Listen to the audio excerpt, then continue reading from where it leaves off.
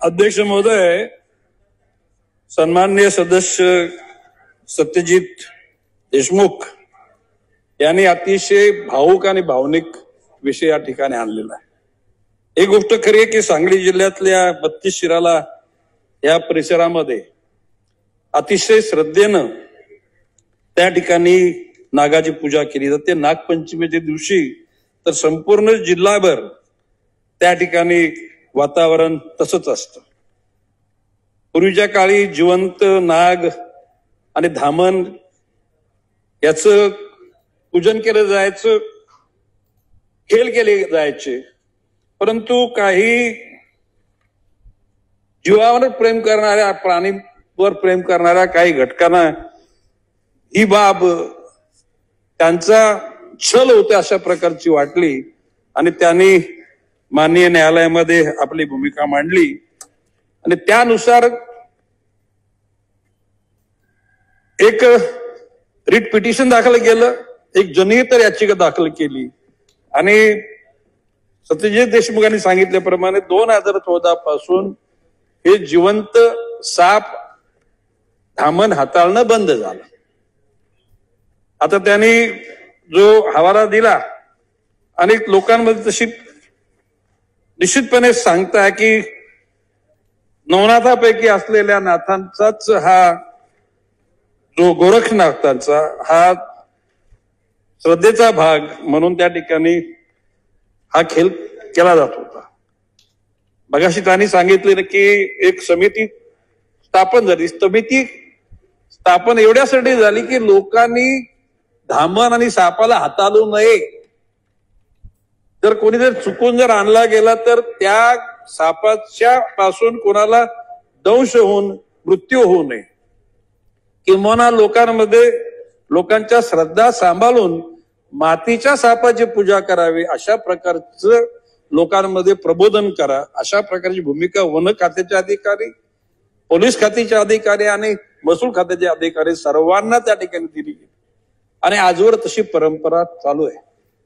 सत्यजित देशमुखांच्या ह्या एकूण भावनेच्या अनुषंगानं केंद्रीय वनमंत्री मोदयांशी आमच्या सर्व घटकांनी संपर्क केला आणि 7 किंवा 8 तारखेला दिल्लीमध्ये या बाबतीत बैठक होणार आहे।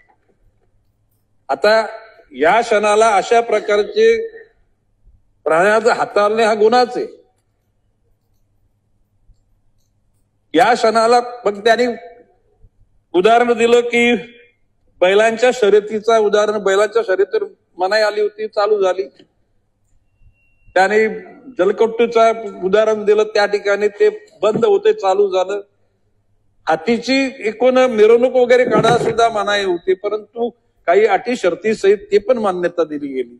आता साप हाताळण्याच्या बाबतीमध्ये त्यांचा श्रद्धेचा जो भाग आहे, माननीय केंद्रीय वनमंत्री मोदयांशी चर्चा करून कायद्याच्या अनुषंगानं माननीय न्यायालयाला ही बाब पटवून देण्यामध्ये आपल्याला यश मिळेल कसं, याकरता तज्ञ आणि विधिज्ञ लोकांची सुद्धा चर्चा करू आणि त्याच्यात निश्चितपणे यश मिळालं तर सत्यजित देशमुखांची जी भावना आहे ती पूर्ण करण्याचा प्रयत्न करू। सन्माननीय जयंत पाटील साहेबांनी जी बाब सांगितली आणि सत्यजित देशमुखांनी सांगितली, ज्याला सदस्य सांगतो त्याला ती बाब आपण सत्य मानणार आणि अशा प्रकारचं जरी निवेदनामध्ये आलं असेल की काही जखमी झाले, मृत्यू झाले, तर ती बाब विसरून वनमंत्री केंद्रीय यांना जी बाजू सांगितली जाईल त्यामध्ये ती सकारात्मक सांगण्याचा निश्चितपणे प्रयत्न केला जाईल। माननीय अध्यक्ष महोदय, श्रीमान पडळकरांनी सांगितल्याप्रमाणे बिहार मधली जी क्लिप आहे ती क्लिप पण तुम्ही आम्हाला जरा पाठवा, म्हणजे माननीय केंद्रीय वनमंत्री मोदयांशी चर्चा करताना बिहारमध्ये प्रथा चालू आहे आणि या ठिकाणी लोकांचा श्रद्धेचा भाग आहे म्हणून त्याला मान्यता द्यावी अशा प्रकारची विनंती केंद्रीय वनमंत्र्यांनी माननीय न्यायालयाला करा, न्यायालयामधून ती बाब सुटका करून घ्यावी। अध्यक्ष महोदय, सन्माननीय सदस्य अर्जुनजी खोतकर यांनी जी मांडली आहे की त्यांनी सत्यजित देशमुखांच्या भावनेला त्यांनी पाठिंबा दिला। मला एक माहिती आहे त्या कालखंडामध्ये विदेशातले लोक सुद्धा या सापांची पूजा कशी होते बघायला यायचे, नाग साप। आणि अशा परिस्थितीमध्ये माननीय वनमंत्र्यांना आम्ही केंद्रीय वनमंत्र्यांना सांगू की बाबा आपण सुप्रीम कोर्टामध्ये अशा प्रकारची भूमिका मांडा की या लोकांच्या श्रद्धेला सुद्धा तडा जाता कामा नये आणि प्राण्यांना सुद्धा इजा होता कामा नये आणि तशा प्रकारची काळजी घेण्याकरता शासन तशी समिती नाही नेली.